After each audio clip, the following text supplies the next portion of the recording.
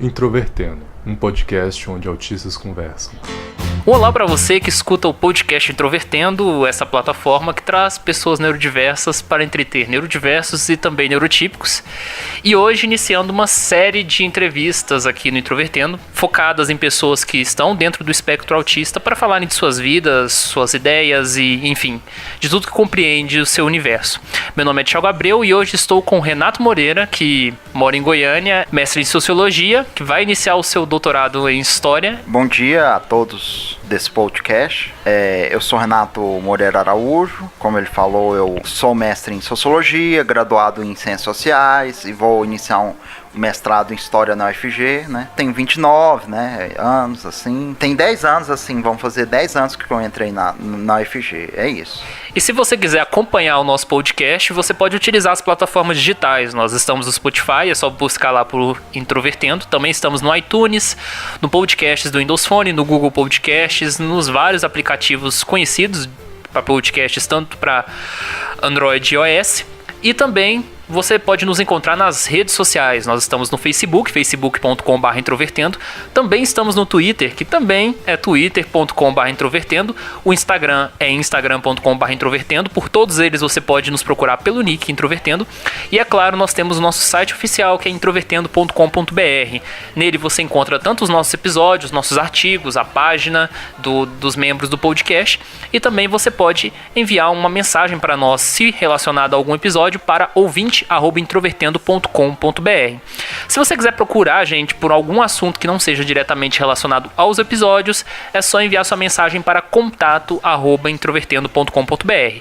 E por fim, nós estamos no PicPay, se você quiser patrocinar o Introvertendo para que a gente possa tanto melhorar a qualidade do nosso conteúdo e também propor novas ideias durante o ano de 2019, é só você procurar por Introvertendo lá no PicPay.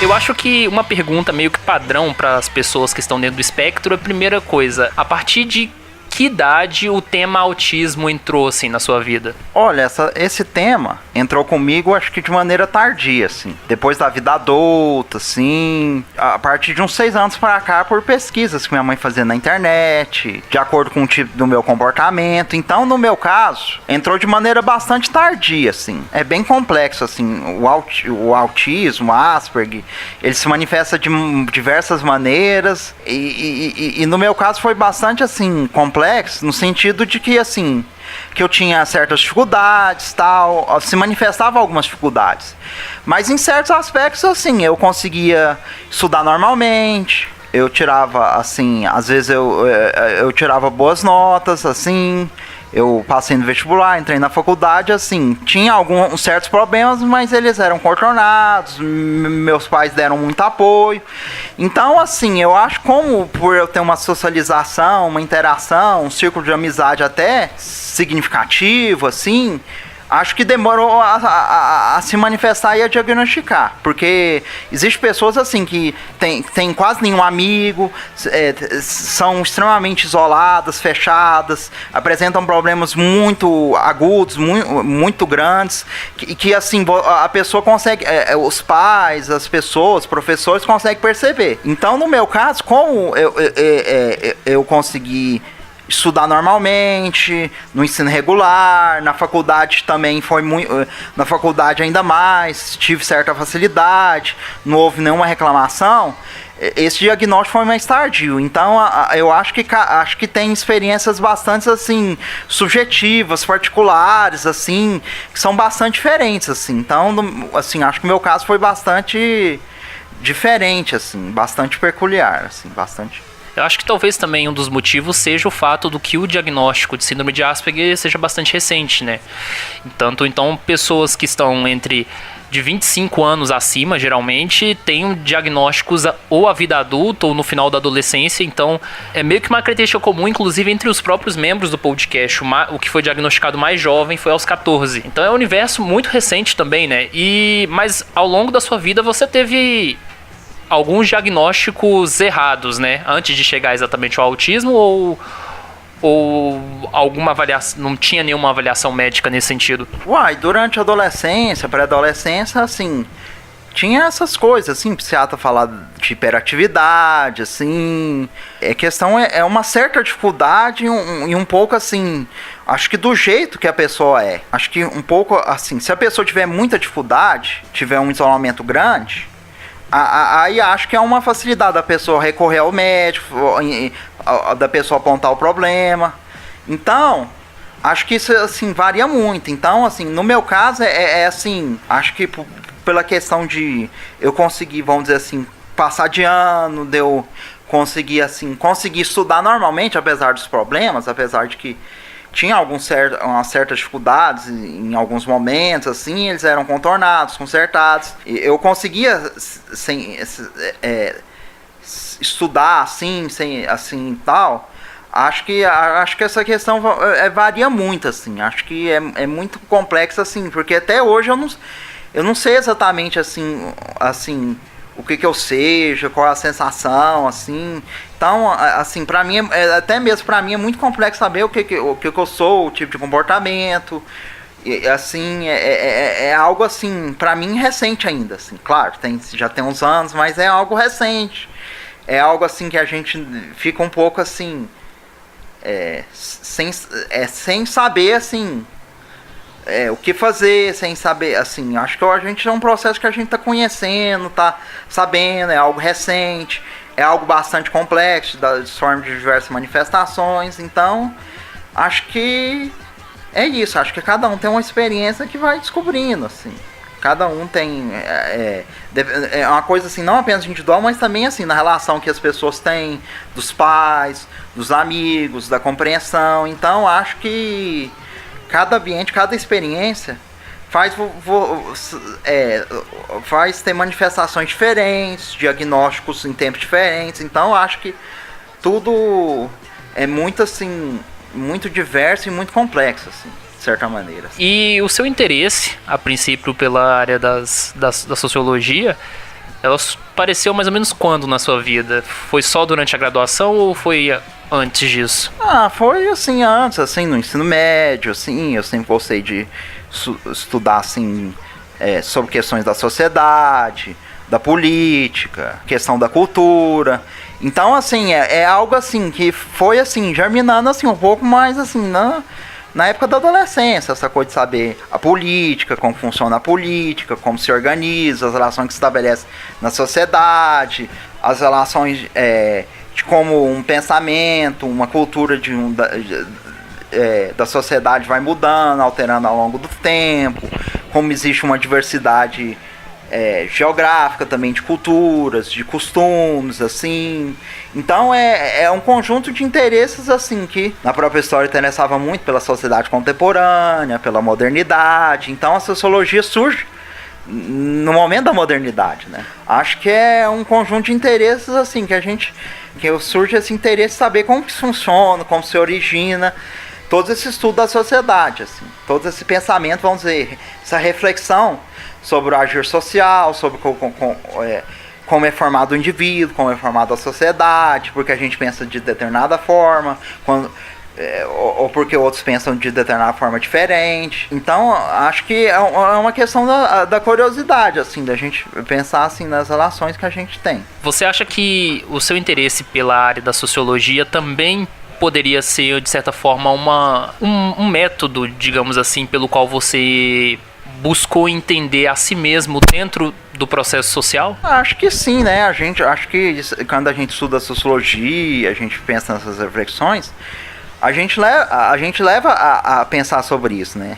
E a gente pensa, assim, na questão da complexidade, assim, que a gente tem nossas peculiaridades, nossa individualidade, nossa identidade própria, mas a gente também é influenciado muito pela sociedade. Muitos comportamentos muitas coisas que a gente pensa que são nossos, que são o nosso jeito de ser, são construídos socialmente, são construídos pela coletividade. Então, muito que a gente pensa, sente, percebe, reflete, analisa sobre as coisas, são relacionados à sociedade, assim. São questões individuais. E assim, a gente pensa assim na complexidade, como que nessas três relações sociais a gente é moldado de uma forma, como que essas relações assim variam, sim, como que a questão, o estado psicológico, a condição assim da pessoa ter determinadas características pode variar de classe social, de nacionalidade, de região, de país. Então, todas essas questões assim, não existe uma determinação. Então, a questão sei lá, do Asperger, eu acho que, de acordo com as relações sociais, se manifestam de formas diferentes, pensamentos diferentes, assim. Então, existe toda uma complexidade que a gente, assim... E assim, a gente sabe, a gente vê que as coisas são mais complexas, assim. E quando a gente mais estuda, mais lê, a gente sabe, a gente fica, assim, eu sinto uma maior complexidade e a gente sente, assim, eu sinto, assim, uma menor certeza, uma menor, assim, porque existem várias reflexões bastante diferentes, até antagônicas, assim.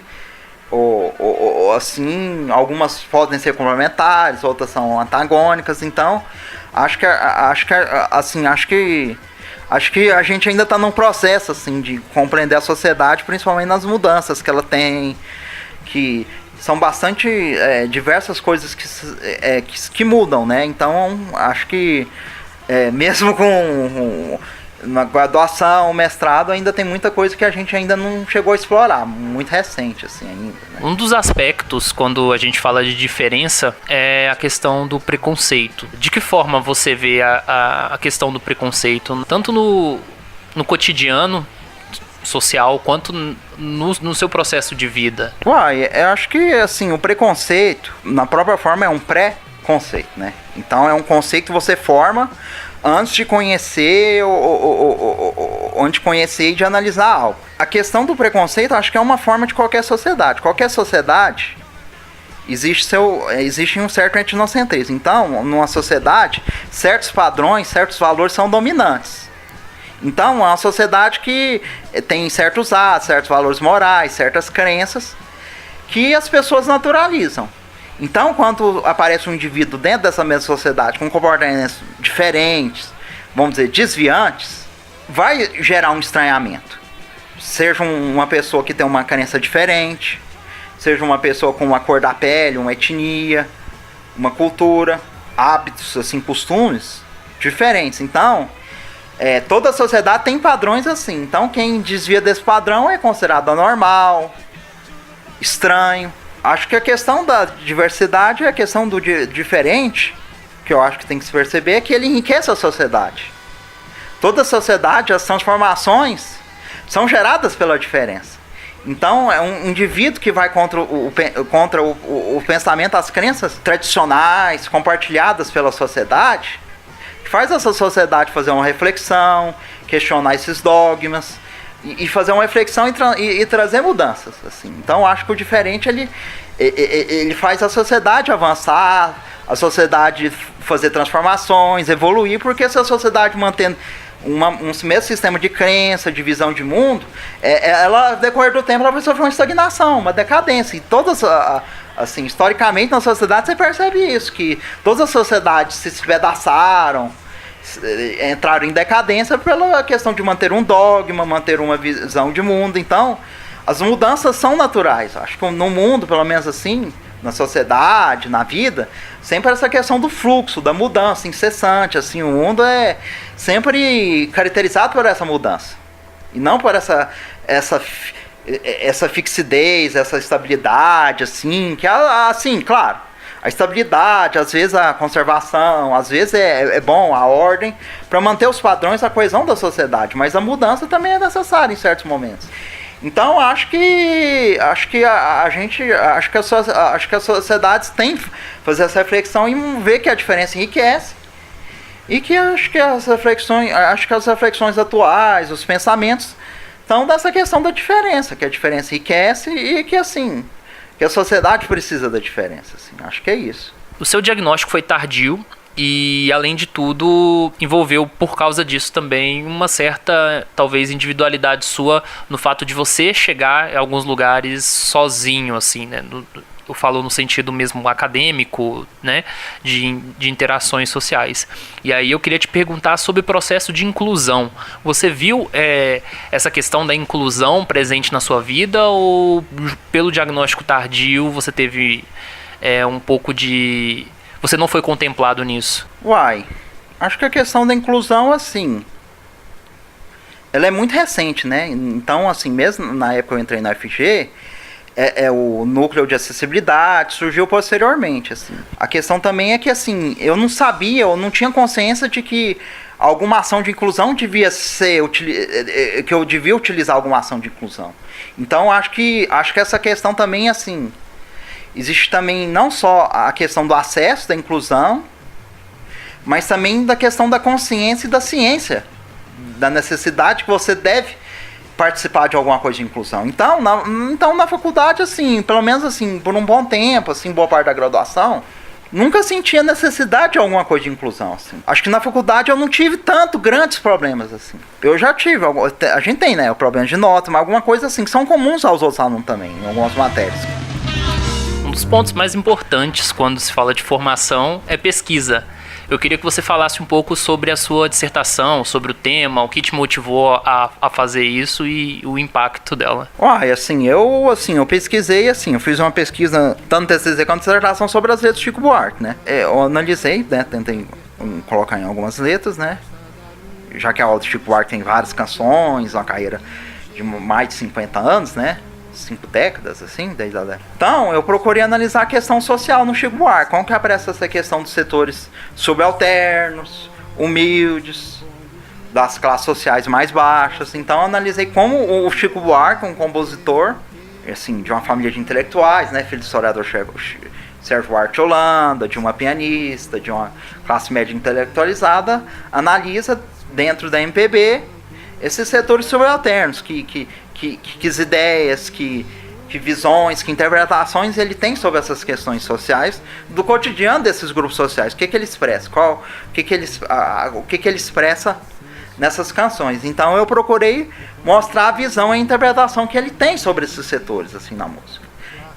Assim, que questão é que eles colocam, que essas questões eram colocadas nas canções dele, nessas questões, seja da questão da época do regime militar, seja da questão da desigualdade da sociedade brasileira, seja da questão da discriminação, do preconceito de classe, com as pessoas mais pobres, e como o Chico Buarque analisa isso e o que ele coloca, assim, de visão, coloca que anseio de mudança, que utopia, que ele coloca como proposta de um Brasil ideal, um Brasil assim, onde tenha dignidade e de igualdade. Então a questão minha foi analisar essas canções e as letras delas, assim, pensando na importância da obra dele e, assim, para fazer reflexão sobre a relação entre a música e a sociedade, assim, entre as obras de artes, assim, e a sociedade, a sociologia, as ciências sociais, assim, estabelecendo esse diálogo. E a música é um tema bastante presente na sua vida, né?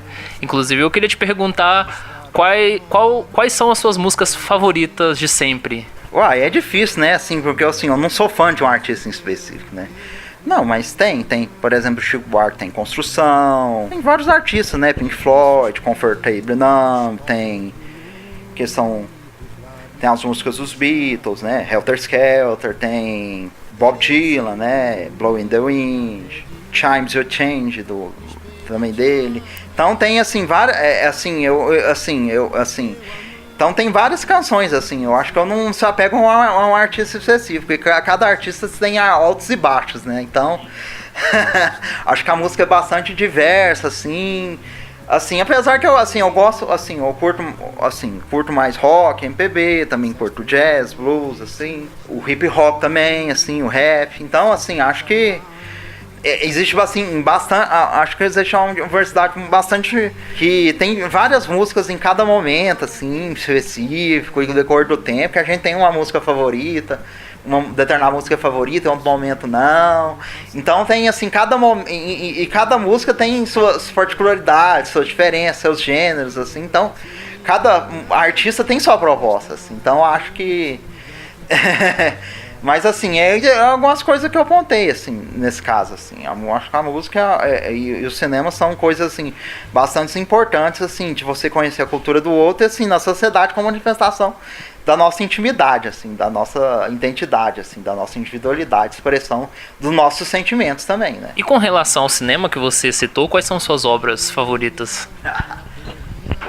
Tem, vamos dizer assim, Laranja Mecânica, 2001 Odisseia no Espaço, Cidadão Kane, Tempos Modernos, Ladrões de Bicicleta, Metrópolis, Encoraçado por Timequim, Fellini 8,5, Sétimo Selo, então, Rashomon, então, assim, Taxi Drive, então, assim, eu acho que o cinema, ele é uma forma de expressar as questões sociais, assim, de uma época. Então, acho que o filme, ele expressa a individualidade do diretor, a visão de mundo que eles querem expressar, o que quer dizer sobre a sociedade. E é como a música, cada um expressa de uma determinada forma seus sentimentos, sua individualidade, sobre a sociedade, sobre o que é a sociedade, sobre suas insatisfações, seus modelos, assim, do que a sociedade deveria ser, então, assim, do que ela não deveria ser. E acho que a questão do cinema é que você aprende muito sobre a cultura de cada país, não só, assim, a questão, o cinema, assim, que a gente conhece mais de Hollywood, assim, que expressa uma determinada visão, determinadas ideias, mas eu acho também que o cinema de outros países, assim, de outros países, cinema nacional, cinema francês, alemão, japonês, expressa cada coisa da cultura de um país. Então eu acho que o cinema assim, mais ou menos assim, você viajar e você conhecer outras culturas, outros lugares, assim. O cinema é uma grande ferramenta de você ser transportado e você imaginar a cultura de um determinado país, de uma determinada época passada também. Então, acho que o cinema, ele reflete muito o que é o ser humano, muitos desejos, as questões artísticas, estéticas, que o diretor quer expressar. Então, assim, o cinema é uma arte, assim, quase completa, assim, que junta imagem, som, música, literatura, teatro. São vários elementos, assim. Acho que o cinema é uma obra de arte, assim, integral, assim, que reúne várias manifestações artísticas. Olá pessoal, mais uma vez eu agradeço a quem ouviu o episódio até o final e quem está ouvindo isso aqui agora, que é a nossa sessão de recados, leitura de e-mails e tudo mais. Eu queria dizer que se você tiver alguma opinião, alguma crítica, qualquer tipo de comentário que você queira fazer para nós do podcast, é só enviar um e-mail para ouvinte@introvertendo.com.br. E se você quiser fazer algum tipo de convite, e isso inclui todo tipo de convite, como por exemplo uma participação em algum evento, palestra, ou de certa forma trocar alguma ideia no sentido mais institucional, é só você enviar um e-mail para contato@introvertendo.com.br. Nessa semana eu venho falar de algumas coisas com relação ao podcast que são bastante legais. Como vocês sabem, no final de semana agora nós vamos inclusive divulgar em todas as nossas redes a transmissão do evento do Dia do Autistão, que vai acontecer no Rio de Janeiro, e eu vou estar lá presencialmente para representar de certa forma o Introvertendo, mas também tem mais 4 pessoas do podcast que produziram material gravado, que vai ser transmitido também durante o evento, que no caso é o Luca Nolasco, o Otávio Crossara, a Thaís Mosken e o Paulo Alarcon, e também de certa forma para participar desse evento, porque eu acho importante autistas participarem em eventos cuja temática seja do autismo, que onde autistas podem entrar, podem participar, podem emitir visões e claro, podem contribuir com a sociedade. Eu acho que isso seja bastante legal, não é? Inclusive, queria agradecer publicamente ao Eric Lucas, que é o organizador do evento, pelo espaço cedido. Ele que despendiu um trabalho assim descomunal para organizar o evento, para receber o pessoal do aspecto financeiro, do aspecto de gestão. E como vocês sabem, muitas vezes pessoas dentro do espectro têm uma dificuldade para poder gerenciar tantas coisas que ativam a ansiedade. Então esse evento, ele pode ter surgido com muitas dificuldades, mas ele tá de pé. E eu queria falar com vocês sobre a estreia do nosso canal no YouTube. No episódio anterior, eu tinha falado da minha ideia de publicar um vídeo. O vídeo, inclusive, estava pronto, que era o vídeo sobre autistas em eventos de autismo, mas eu decidi deixar ele de fora porque eu não estava gostando muito do conteúdo. Inclusive, eu conversei com algumas pessoas sobre o conteúdo e eu achei que não ia contribuir, não ia acrescentar muito. E aí eu preferi dar uma prioridade a um vídeo que era para ser publicado em abril e publiquei agora, que é chamado Mídia e Autismo, Responsabilidade dos Autistas. Nós falamos com muita frequência sobre, por exemplo, a importância de autistas falarem, de ganharem espaço, mas também nós não falamos sobre responsabilidades. E quando a gente fala de responsabilidades, a gente fala principalmente sobre o efeito e sobre o impacto que essas falas têm na sociedade, isso entre pais, entre outras pessoas dentro do espectro, entre profissionais médicos. Então acho muito importante a gente falar sobre direitos, mas também falar de responsabilidades. E esse vídeo vem não necessariamente para criar regras ou para falar como as pessoas devem agir ou não, mas principalmente é muito mais no sentido de criar reflexões, de levantar um debate sobre alguns temas que a gente geralmente não fala quando se fala de ativismo com relação ao autismo.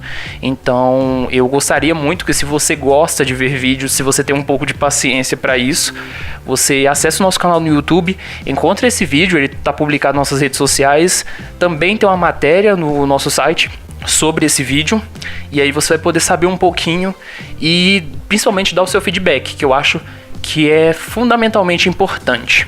Eu queria dizer que no Dia do Autistão nós vamos também produzir alguns materiais, episódios do podcast e também vídeos, e isso não vai sair, digamos assim, de forma imediata. Isso tudo depende do cronograma, então vocês fiquem atentos às nossas redes, que a gente pode demorar uma semana, um mês, 2 meses, mas esse conteúdo todo vai sair. E também queria falar para vocês que ouviram esse episódio sobre o Renato, que vocês consultem a pesquisa dele. Se vocês são interessados em saber um pouco sobre cultura, né? No caso, o trabalho dele pega muito coisas do Chico Buarque. E se você se interessar pelo tema, leia a pesquisa dele, é muito interessante. Ele foi o primeiro aluno da Universidade Federal de Goiás diagnosticado com autismo que se formou na pós-graduação. Então, ele tem uma trajetória muito legal e o trabalho dele é bastante interessante. Está lá no nosso site, nessa publicação. Se vocês não estão ouvindo pelo nosso site, você pode encontrar lá só procurando pelo episódio 42. E eu queria dizer também que os nossos próximos episódios vão ter muitas participações externas, certo? Nós vamos ter algumas participações muito interessantes, tanto dos novos membros do Introvertendo, né, como por exemplo a Yara Delgado, que estreou no episódio de Mulheres Autistas, e além de tudo vai iniciar uma série aqui no podcast que a gente vai falar com pessoas que não estão dentro do espectro, mas que convivem com pessoas dentro do espectro. E desse primeiro caso vem a Mariana, que é namorada do Luca Nolasco, que é membro do podcast, para ela falar um pouco sobre ele, sobre a relação deles, como é a percepção dela antes e depois de conhecer alguém do espectro, porque eu acho também interessante trazer essas visões um pouco diferentes, certo? Como eu gosto de falar, eu acho muito importante que o nosso podcast tenha uma abertura para várias pessoas.